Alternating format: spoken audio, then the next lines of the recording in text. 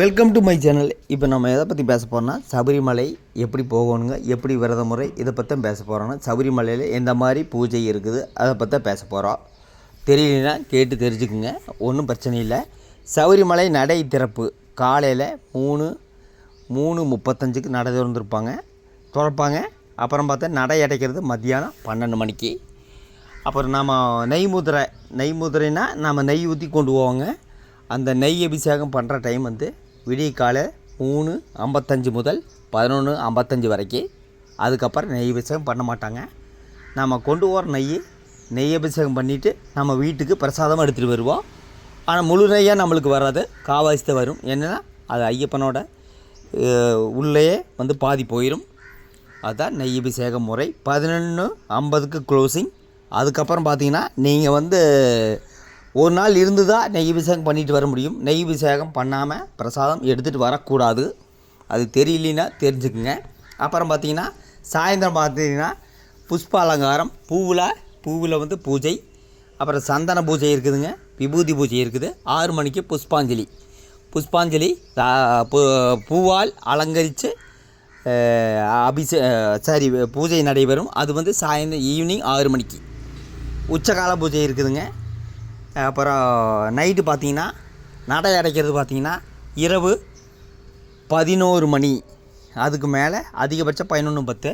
இப்போ வந்து கூட்டம் எக்ஸ்ட்ரா இருக்கிறதுனால அப்படி பண்ணிக்கிட்டு இருக்கிறாங்க. நார்மல் சீசனில் 9:50க்கு நடை அடைப்பு. நார்மலாக 10 மணிக்கு தான் நடை அடைச்சிட்டு இருந்தாங்க. இப்போ வந்து கூட்டம் கண்ட்ரோல் பண்ண முடியாதனால இரவு 11:10க்கு நடை அடைப்பு. அந்த அரிகராசனம் பாடினா படி ஏற அனுமதி இல்லை. சபரிமலைக்கு 18ஆம் படி ஏற அனுமதி இல்லை. முதல்ல அனுமதிச்சுட்டு இருந்தாங்க, இப்போ கேட்டோடு பூட்டிட்டாங்க. இதுதான் சபரிமலை போகும் நடைமுறைகள். அதாவது 3:40க்கு நடை ஓப்பன் பண்ணுறாங்க, 12 மணிக்கு க்ளோஸ் பண்ணுறாங்க.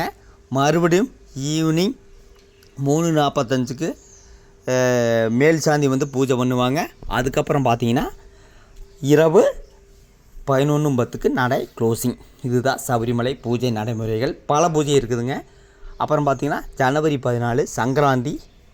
பந்தளத்துலேருந்து ஒரு வாரத்துக்கு முன்னாடியே அந்த பந்தளத்துலேருந்து தூக்கிட்டு வருங்க. ராஜ பரம்பரை சேர்ந்து தான் அவங்க தூக்கிட்டு வரணும். அது காட்டுப்பாதை வழியில் தான் தூக்கிட்டு வருவாங்க. அதுக்கு முன்னாடி ஜனவரி 11ஆம் தேதி பேட்டை துள்ளன்னு ஒரு ஃபங்க்ஷன் இருக்குது. அது எரிமேலியில் சிறப்பாக நடக்கும். பொதுவாக ஒவ்வொரு ஐயப்ப பக்தர்கள் நீங்கள் வந்து பேட்டை துள்ளிட்டு தான் சபரிமலைக்கு போவாங்க. கன்னிசாமி முக்கியமாக இது தெரிந்து கொள்ள வேண்டியதல் என்ன, அதாவது எரிமேலியில் சரம் வாங்கிட்டு கலர் பொடி தூவிட்டு பேட்டை துள்ளிட்டு ஆடிட்டு அதுக்கப்புறம் குளிச்சுட்டு அங்கே இருக்கிற ஒரு ஐயப்பன் கோயிலில் சாமி கும்பிட்டு அதுக்கப்புறம் பெருவழி நடந்து போவாங்க. அப்புறம் பார்த்திங்கன்னா சிறுவழி போகிறவங்க வந்து பம்பை போய் அதுக்கப்புறம் எப்பவும் போல் சீர்வழி நடந்து போவாங்க. இதுதான் சபரிமலை போகும் நடைமுறைகள்.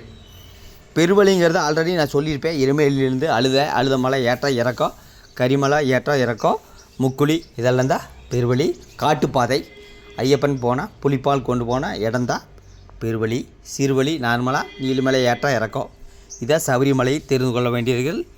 இப்போ சபரிமலையில் இஷ்யூ நடந்துருக்கு 2 நாளாக. அதாவது 2019 தேவசம் போர்டு பிரசிடண்ட்டு பத்மகுமார் அவர்கள் தங்கத்தில் முறைகேடு ஈடுபட்டு அவரை வந்து கைது பண்ணியிருக்காங்க. 18 மணி நேரம் கைது பண்ணியிருக்காங்க. அது வந்து சபரிமலை பக்தர்களை கவலை அடைச்சல. அதாவது அந்த கதவு இதில் வந்து தங்க முறைகேடு ஈடுபட்டு 2019 அவர் பிரசிடண்டாக இருந்துக்கிறார். அதாவது பத்தனந்திட்ட எம்எல்ஏ பத்மகுமார் அவர் தான் பிரசிடண்டாக இருந்துக்கிறாரு. அவர் இந்த முறைகேட்டில் அவருக்கு தொடர்புக்குன்னு சொல்லிட்டு நேற்று கைது பண்ணியிருக்கிறாங்க. முந்தா நேற்று 18 மணி நேரம் விசாரணை. அதில் வந்து இன்றைக்கே கடகம்பள்ளி சுரேந்திரன் விசாரிக்கணும். அவர் யாருன்னா தேவசம் போர்டு முன்னாள் அமைச்சர், அவரையும் விசாரிக்கணும்னு சொல்லியிருந்தாங்க. இன்றைக்கு தான் அதனோட உண்மைத்தன்மை தெரிய வரும். இதுதான் சபரிமலையில் இப்போ நடந்துட்டுருக்குது. சபரிமலையில் இப்போ வந்து 5000 ஸ்பாட் புக்கிங் தான் இருக்குது. நீங்கள் வந்து இங்கேருந்தே ஸ்பாட் புக்கிங் எடுத்துகிட்டு போயிடுங்க. ஆன்லைன் ஆதார் கார்டு வச்சு அப்ளை பண்ணிடுங்க. அங்கே போய் ஸ்பாட் புக்கிங் நீங்கள் பண்ணாதீங்க, கடுமையான சிரமம். 5000 பேருக்கு அலோடு. திங்கக்கிழமை மாறும்.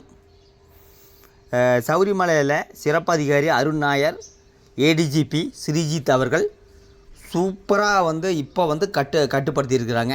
அதாவது பக்தர்கள் கட்டுப்பாடோடு வாங்க, என்னென்னா தரிசன நேரத்துக்கு மட்டும் வாங்க, அதுக்கு முன்னாடி வராதிங்க, பின்னாடியும் வராதிங்க அப்படின்னு சொல்லிக்கிறது. அது வந்து பக்தர்கள் கடைபிடிக்க வேண்டிய ஒன்று தான். ஆனால் இது கடைபிடிக்கலைன்னா ஒன்றும் பண்ண முடியாது. அந்த பக்கம் போலீஸுனால் கண்ட்ரோல் பண்ண முடியாதுங்க. நீங்கள் வந்து நம்ம வந்து இடையிலையும் அந்த பக்கம் இந்த பக்கம் போயிட்டு இருந்தால் கண்ட்ரோலே பண்ண முடியாது. வர பக்தர்களை திருப்பி அனுப்ப மாட்டார்கள். ஏடிஜிபி ஸ்ரீஜித் அவர்கள் ஒரு மனிதாபிமானமிக்க ஒரு மனிதர். ஒரு 4 நாளைக்கு முன்னாடி ஒரு பெண்மணி கீழே போயிட்டு மறுபடியும் தரிசனம் பண்ணாமல் நீங்கள் போகக்கூடாது அப்படின்னு சொல்லிவிட்டு அந்த பெண்மணியை தரிசனம் பண்ணி கூட்டிகிட்டு போனவர் தான் ஏடிஜிபி ஸ்ரீஜித் அவர்கள். அவர் சூப்பரான மனிதாபிமானமிக்க ஒரு காவல்துறை அதிகாரி. மொத்தத்தில் சபரிமலை போக வேண்டிய விஷயங்களை தெரிஞ்சு கொள்ளுங்கள். இல்லைன்னா பக்கத்தில் இருக்கிற குருசாமி கிட்ட கேட்டு தெரிஞ்சுக்கோங்க. அது விட்டு போட்டு எதுவுமே தெரியாத ஆளுக்கிட்ட போய் நீங்கள் சபரிமலை பற்றி கேட்டிங்கன்னா ஒன்றும் தெரியாதுன்னு நான் நினைக்கிறேன். ஓகே, அடுத்த வீடியோவில் பார்க்கலாம்.